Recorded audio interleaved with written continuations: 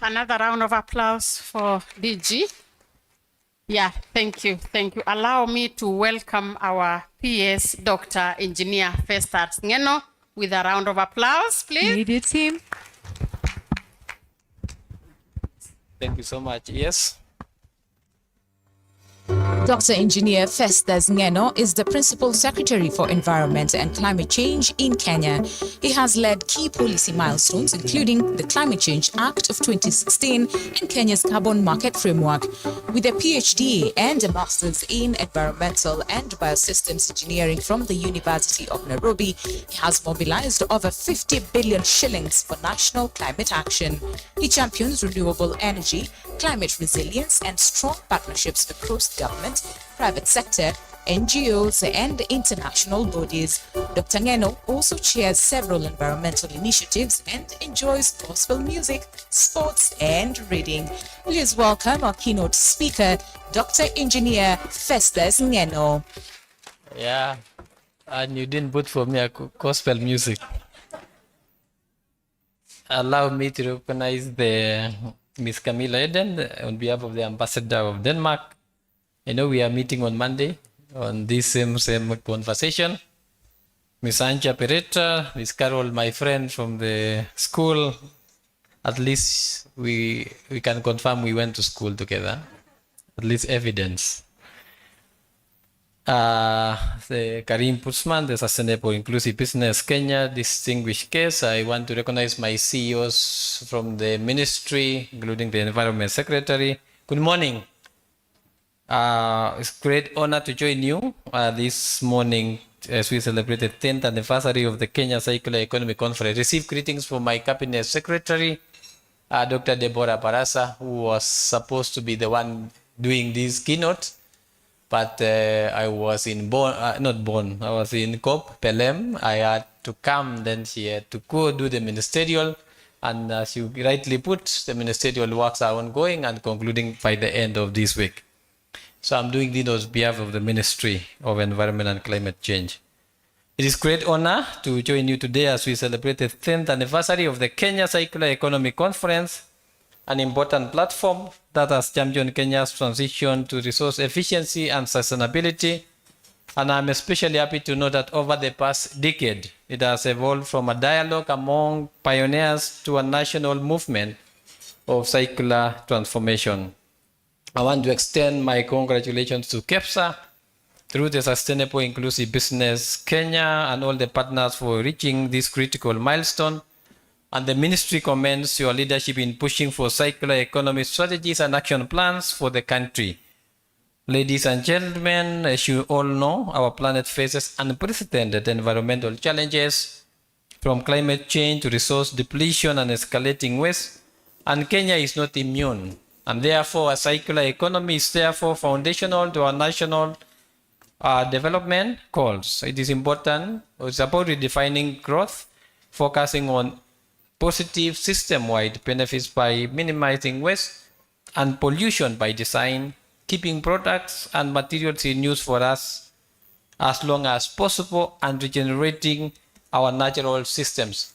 And for those of us who have been negotiating the plastic treaty, you know where we have been stagnating about the value chain or the shell life of the plastic. And we hope that when we come to the INC 5.3, which you hope to host in Nairobi, Kenya, we'll be able to have a global plastic treaty for that purpose.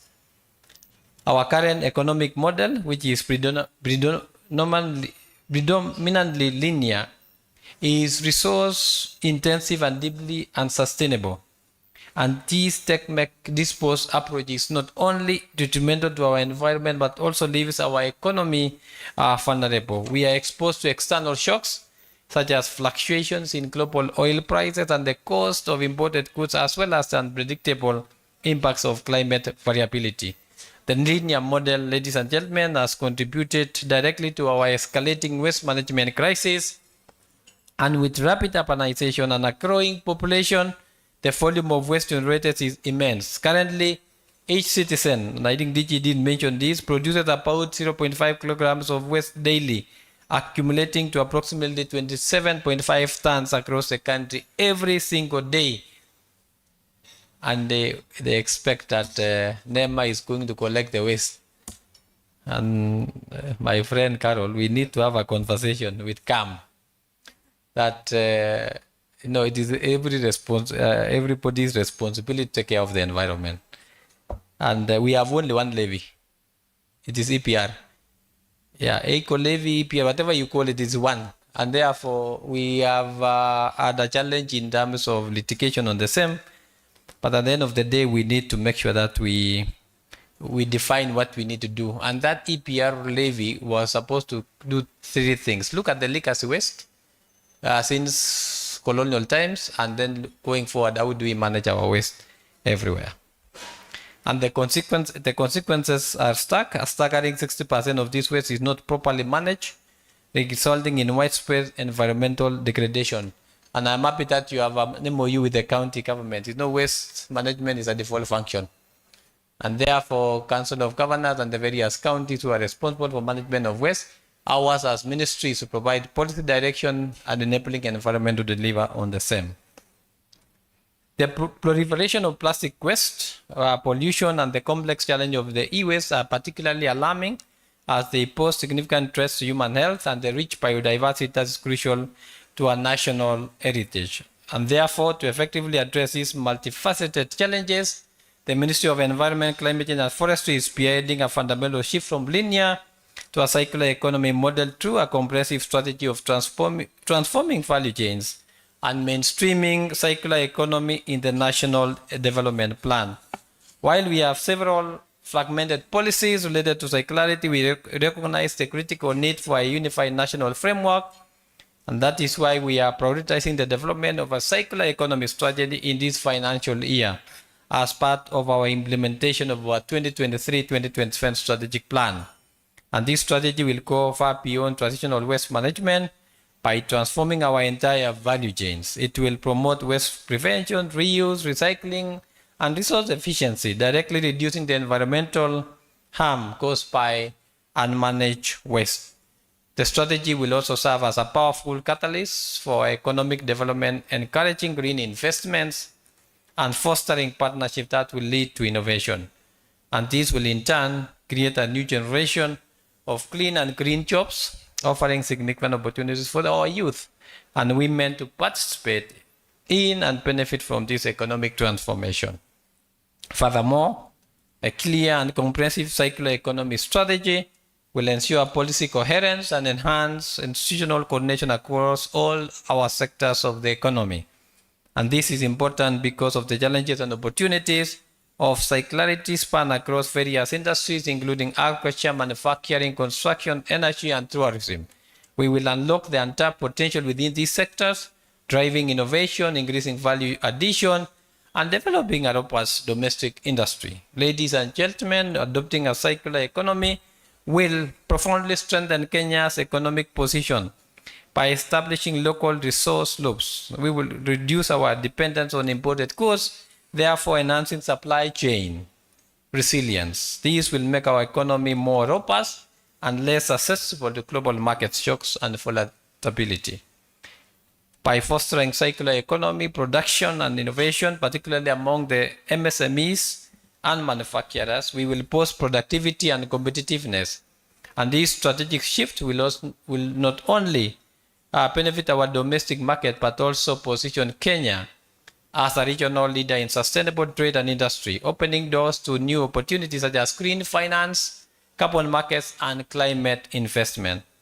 I wish to reaffirm the commitment of the Ministry of Environment, Climate Change, and Forestry to this journey, which I believe we are working together. We will continue to collaborate closely with our development partners and are dedicated to facilitating the private sector's role. I wish to emphasize that the private sector is an essential cog in the machinery of our circularity, and we will support your operations through improved policy and legislative environment. We also call on the private sector to support the government in that regard. As I conclude, let me reiterate that this transition requires fundamental shift in both behavior and mindset across all society, and by working together with all our stakeholders, we will move beyond the limitation of our current waste management challenges and build a more sustainable, prosperous, and resilient future for all Kenyans. I thank you. God bless you. God bless Kenya. Asanteni sana. Mungu awabariki. Thank you so much.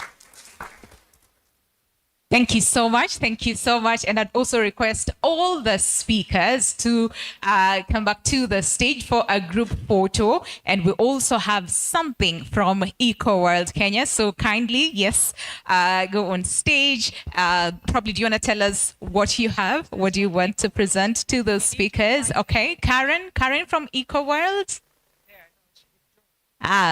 Fantastic. All right, Joy.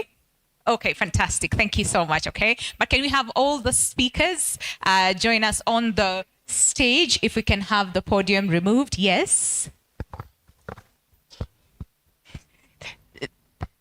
The media team, the PS, like we said, he enjoys gospel music. Do we challenge you to some gospel music? Okay, amesema mumweke gospel music, something.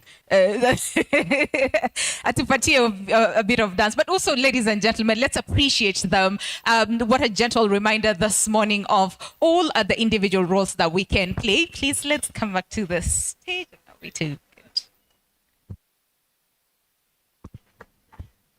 Very nice.